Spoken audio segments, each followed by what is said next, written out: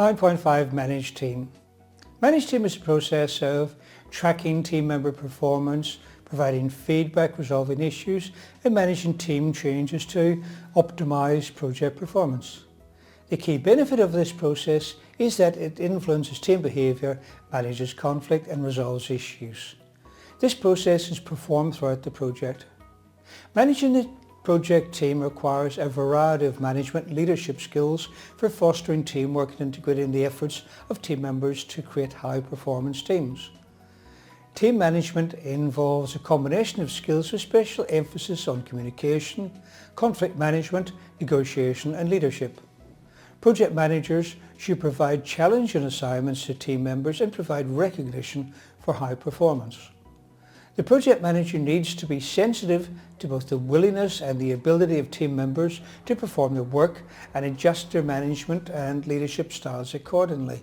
Team members with low skill abilities will require more intensive oversight than those who have demonstrated ability and experience. And that's from PMBOK Guide, page 345. Just because the managed team process appears after the developed team process in the PMBOK Guide doesn't mean you're supposed to spend a month encouraging and motivating your team and taking them to team building retreats where they have to help each other cross the river with 4 paper cups, a teaspoon and a length of string, then bring them back to the project and manage them. But these processes will overlap. Firstly, and this is very important for the exam, your imaginary projects in the exam will be huge and last for many years. If you're familiar with the story by Douglas Adams called The Hitchhiker's Guide to the Galaxy, he says, space is big, really big. You won't believe how vastly, hugely, mind-bogglingly big it is. I mean, you might think it's a long way down the road to the chemist, but that's just peanuts to space. And if you're American, chemist is the drugstore. In the exam, your usual projects, even if they are very large, are probably peanuts compared to PMP exam projects. And because they are huge projects lasting for many years, it means that you'll be constantly taking on new staff and adding them to your existing team. You will already have built up the team, but now you have to induct, motivate and integrate the new members at the same time as managing the existing team. That means that not only do the managed team process and the developed team process overlap, but they will also overlap with the acquire resources process. And that is why acquire resources process occurs in the executing process group. It's not obvious at first because how can you be executing the project if you haven't acquired the team members yet to execute it? How did the project get planned and initiated without a team? But you can see that it's because the processes and the process groups overlap and are repeated many times during the project. The very first time you arrive at the acquire project team process, you will be acquiring just enough to start the planning, and then later iterations of the same process will continually build the main team. And of course, people will be constantly arriving on the team as well, and this can have a demoting impact on the team, especially if you lose a particularly well-liked member or a highly skilled or knowledgeable member, and so you'll need to keep motivating the team as well. Manage team inputs. Input number 1, project management plan. The project management plan component that you need is the resource management plan. This provides guidance on how project team resources should be managed and eventually released. Input number 2, project documents. The documents we are considering here are the issue log. Issues raised in the course of managing the project team. An issue log can be used to document and monitor who is responsible for resolving specific issues by a target date. Lessons learned register. Lessons learned early in the project can be applied to later phases of the project to improve the efficiency and effectiveness of managing the team. Project team assignments. These identify the team member roles and responsibilities. The team charter, which I mentioned previously, it provides guidance on how the team will make decisions, conduct meetings and resolve conflict. Input number 3, work performance reports. Work performance reports are the physical or electronic representation of work performance information intended to generate decisions, actions or awareness. Please note that work performance is measuring the performance of the project, not the performance of the team. The reports will come from schedule control, cost control, quality control and scope validation. The information from performance reports and related forecasts assists in determining future team resource requirements, recognition and rewards, and updates to the resource management plan. Input number 4 is team performance assessments. This is the one that measures the team. The project management team makes ongoing formal or informal assessments of the project team's performance. Note, it is not just the project manager making assessments, it's a project team. The project manager can't be everywhere, can't see everything, and other members of the team will have their own direct reports. And so the project manager must rely on other senior team members to help make these assessments. By continually assessing the project team's performance, actions can be taken to resolve issues, modify communications, address conflict, and improve team interaction. It also gives opportunities for recognition and rewards. Input number 5, enterprise environmental factors. The enterprise environmental factors that can influence the managed team process are human resource management policies.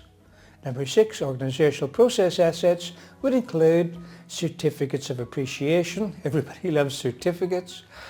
Corporate apparel. This must be an American thing. I've never heard of a company that rewarded me with a pair of corporate socks. You've set Dobby free, you've given him socks. Other organizational prerequisites. Okay, let's stop for a moment. The PMI guide expects examinees to have an excellent knowledge of whatever language they choose for the exam paper. Do you know what perquisites means? Well, it's not prerequisites. People normally just say perks. It means something that you receive by way of working for a company. You can expect words like that to be on the examination. Managed team, tools and techniques. Tools and techniques, number 1, interpersonal and team skills. Interpersonal and team skills that can be used for this process would include largely conflict management. Conflict is inevitable in a project environment. This is important for the exam. Conflict is inevitable. Risks are inevitable. Don't be fooled by exam questions that begin, you can avoid all conflict in your team, or you can avoid all risks in your project by doing so and so. These are inevitable. They are going to happen. Be prepared. Your job is to prevent them where you can, or reduce the likelihood or the impact if you can't prevent them. Sources of conflict include scarce resources, scheduling priorities, and personal work styles according to the PMBOK guide. But part of this list is missing. Hold on, Jim, are you saying that something is missing from the PMBOK guide? How can this be? Yes, there's a heap of stuff missing from the PMBOK guide. In fact, it is estimated that the PMBOK guide covers only about 60% of the PMP exam. Really, Jim? Where do we learn the other 40% from? That's easy. You buy good training courses like this one by Grey Campus. I'll just say as an aside, the PMBOK guide covers around 60% of what you need for the PMP exam. It covers 100% of what you need for the CAPM exam. But having said that, if you go into the CAPM exam, having just read the PMBOK, your chances of passing are around 50%.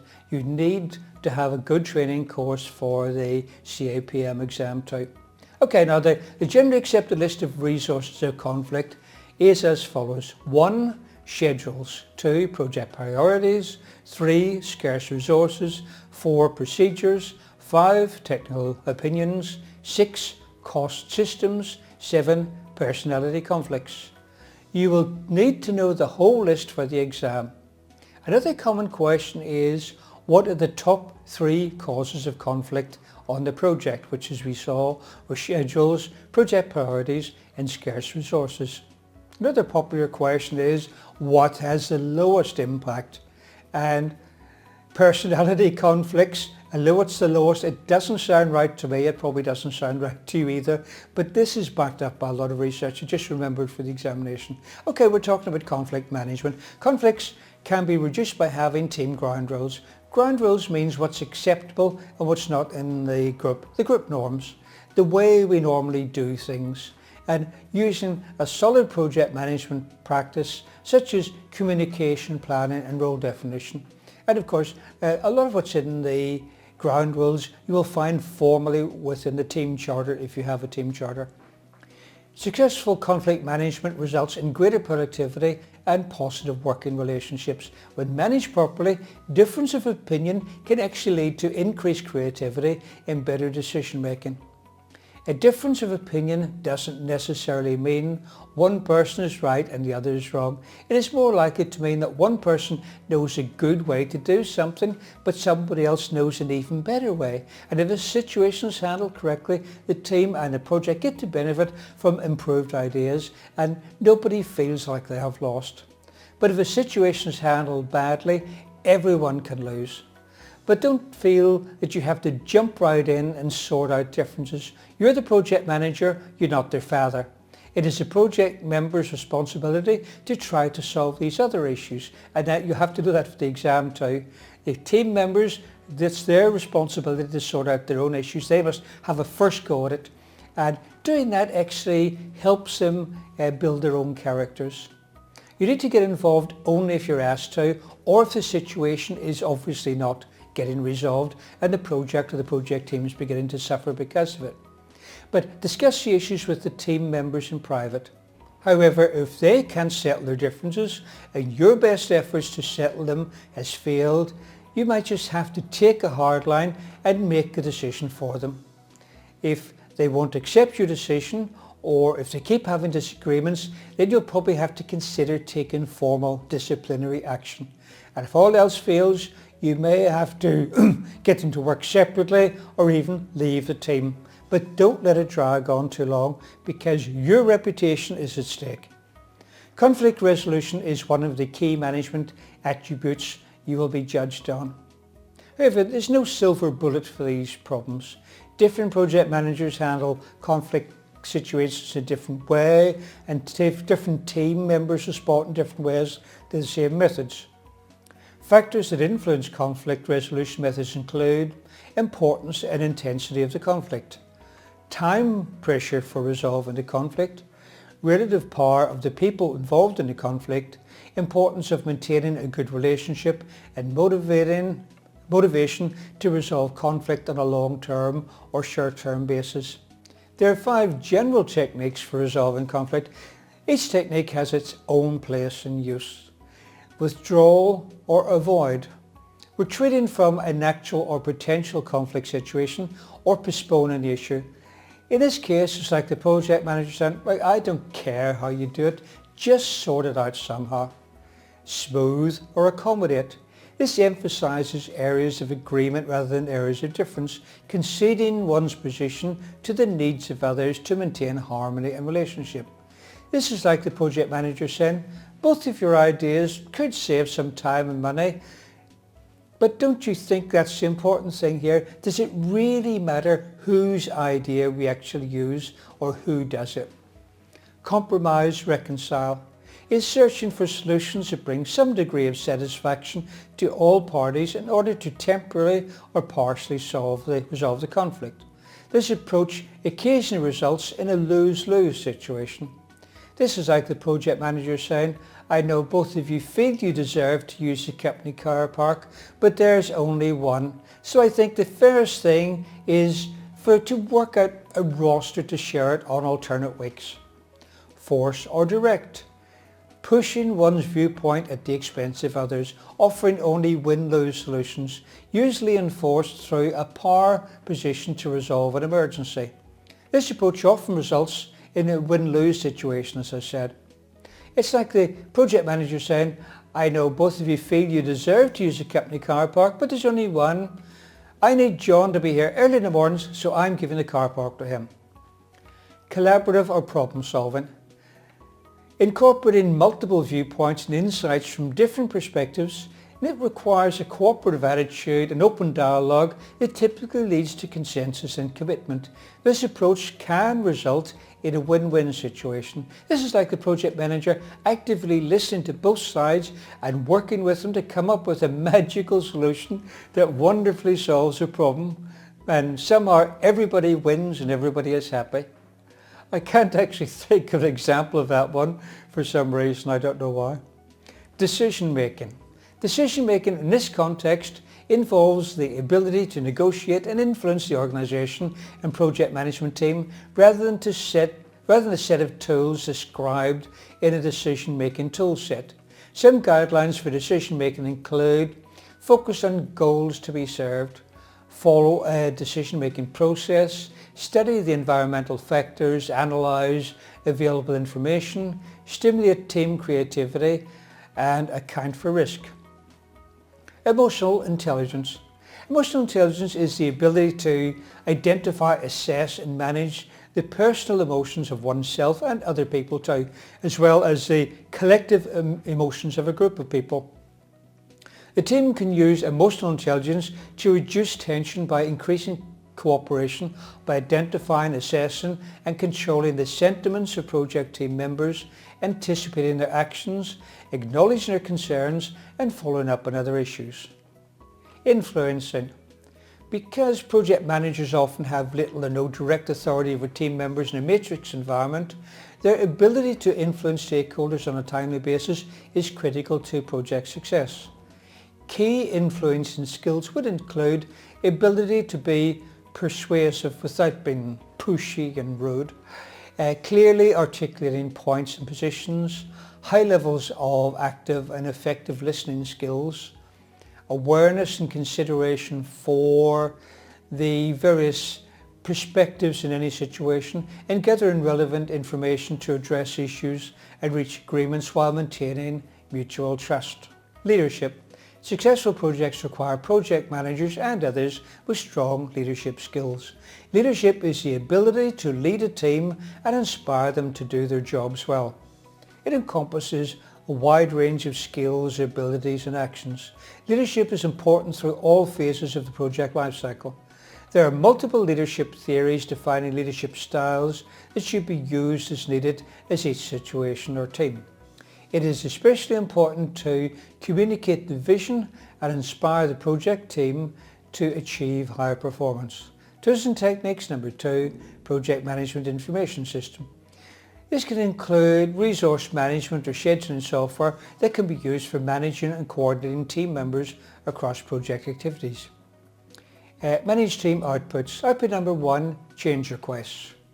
When change requests occur as a result of carrying out the managed team process, or when recommended corrective or preventative actions impact any of the components of the project management plan or project documents, the project manager needs to submit a change request which will be reviewed through the Perform Integrated Change Control process. For example, staffing changes, whether made by choice or by uncontrollable events, can disrupt the project team. This disruption can cause the schedule to slip and the budget to be exceeded. Staffing changes include moving people to different assignments, outsourcing some of the work, or replacing team members who have left. And so staffing changes have to be considered through change control in order for their impact across the project to be evaluated. Output number 2, project management plan updates. Any changes to the project management plan go through the organisation's change control process via a change request. I know I've said that very many times, but it's key to think that way when going into the examination. The examination will try to panic you, they'll bring up situations where it's vital that you react right away without thinking to save the entire project or the world, and now you've got to raise a change request which would be authorised first. Components of the project management plan that may require change requests for the project include the resource management plan. The resource management plan is updated to reflect actual experience in managing the project team. This is scheduled baseline. Changes to the project schedule may be required to reflect the way the team is performing, and a cost baseline. Changes to the project cost baseline may be required, again to reflect changes in team performance. Output number 3, project document updates. The documents we may be updating here would be the issue log. New issues raised as a result of this process will be recorded in the issue log. Lessons learned register. As always, we've learned how to do something well. We'll use this in future, but we need to record it now or we forget about it. Project team assignments. If changes to the team are required, these changes are recorded in the project team assignments documentation. Output number 4, enterprise environmental factors, would include input to organizational performance appraisals and personnel skills. This is your team, and they may pick up skills as they're performing the project, or they may be provided with training, and so the new or increased skills need to be recorded to help future HR planning. This is particularly important if the training was paid for by the organisation outside of the project, with a review of using these skills in future projects. Well, this brings us to the end of control resources and also the end of managed team. The next lesson is 9.6, Apply and Control Resources. Please read the corresponding chapter in the PMBOK guide before watching.